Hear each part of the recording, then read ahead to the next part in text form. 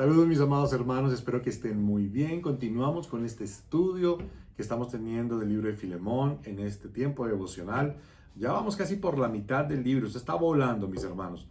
Entonces, vamos a leer el versículo 12, ¿les parece? Leámoslo. El cual vuelvo a enviarte. Tú, pues, recíbele como a mí mismo. Bueno, aquí vamos a ver dos aspectos. Es algo breve, pero creo que es muy sustancioso. Primero, el cual vuelvo a enviarte. Bueno, aquí uno lo lee por encima, pero dice, el cual vuelvo a enviarte. Sí, lo envió. No, mira. Era una situación complicada. Onésimo, vamos a remontarnos nuevamente a la cárcel, a la prisión. Pablo se encuentra con Onésimo, le dirá, ¿qué hubo, chino? ¿Cómo está usted? Y el otro, no, ¿y usted por qué está acá? Luego usted no es esclavo de Filemón, usted no tenía que estar en la casa de Filemón, no era el administrador de los recursos de su amo. Y pues yo creo que Onésimo tuvo que contarle la verdad y la realidad. Y yo creo que Pablo se desencajó completamente.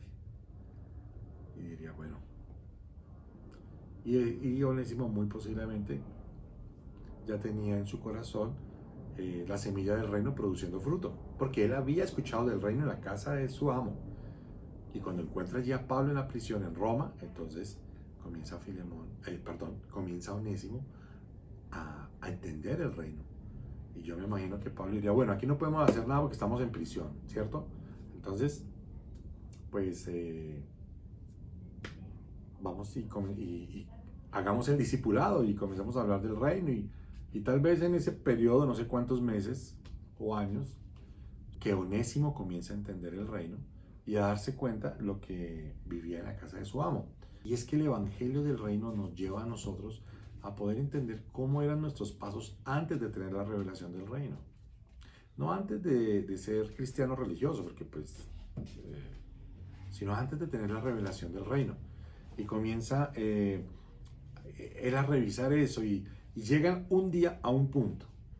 Ya se convirtió, le está siendo muy útil a Pablo allí en prisión. Puede ser que ya salió de prisión y puede ser que ya comenzó a hacer mucha actividad, ayudar, a cuidar hermanos tal vez afuera, a ser mensajero, no sé. Tantas cosas que le pudieron pasar a Onésimo. Y llegó la pregunta, ¿y ahora qué? Y Pablo lo medía. Pablo no era ningún tonto para poder decir, sí, usted ya se convirtió, vamos a ayudar. No, dejemos esto así. Entonces aquí cuando él dice que vuelvo a enviártelo, está hablándole de que allí pasó algo. Y Pablo le dijo, mira, es una situación que no podemos dejar así. Tú tienes que volverte a la casa y solucionar el problema. Ahora, ¿a qué se enfrentaba Onésimo? Se enfrentaba a tres caminos. Uno, que lo podían matar, porque tenía derecho el amo sobre el esclavo que se fugaba, o lo robaba, matarlo, y el imperio no lo iba a acusar. Dos, a que lo dejara vivo, le perdonaba, lo mantenía como esclavo, pero lo marcaba en su frente con un hierro caliente, con una F de fugitivo. Tres, a perdonarlo, a recibirlo y dejarlo libre. Pero eso sería muy deshonroso frente a los demás esclavos porque los demás esclavos iban a decir, yo también puedo hacer lo mismo. Entonces, a eso se enfrentaba Onésimo. Pero Pablo dice, te lo envié. Entonces, aquí sí Pablo parece que ejerció su autoridad. No dice, y acordamos que él volviera. Dice, el cual vuelvo a enviarte. Entonces, Pablo como que sí le dijo a Onésimo, bueno, en este punto sí te tengo que decir lo que tienes que hacer. Lo que tienes que hacer es ir y presentarte. Si te matan, ya eres discípulo, acepta otra consecuencia. Si te ponen la F, acepta la consecuencia y con humildad. Y vamos a apelar a la tercera, porque parece que Pablo había desarrollado un gran cariño sobre este varón y también, además de eso, pues le estaba siendo muy útil. Entonces, debe ser que en realidad Onésimo tuvo una real conversión y estaba ayudando a que el evangelio siguiera avanzando. Pero una cosa que tenemos que dejar clara, Pablo hubiese podido quedarse con él allí, pero no lo hizo. Dijo, usted tiene que volver y lo envía. Entonces ya entienden por qué. Fue muy difícil. Y lo segundo, tú pues recíbele como a mí mismo. Entonces fuera de que lo envía, entonces le dice, ahora tú, Filemón, recíbelo como a mí mismo. ¡Wow! Primero le dijo que era mi hijo. Y un hijo es un representante. Parece que como si Pablo lo hubiese adoptado.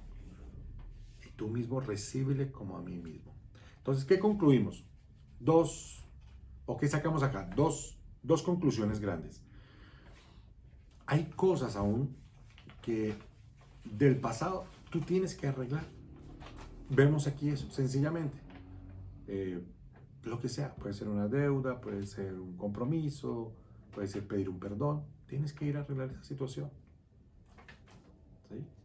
Con esa persona. Tal vez, si la persona no es cristiana, eso haga que la persona también vea la diferencia.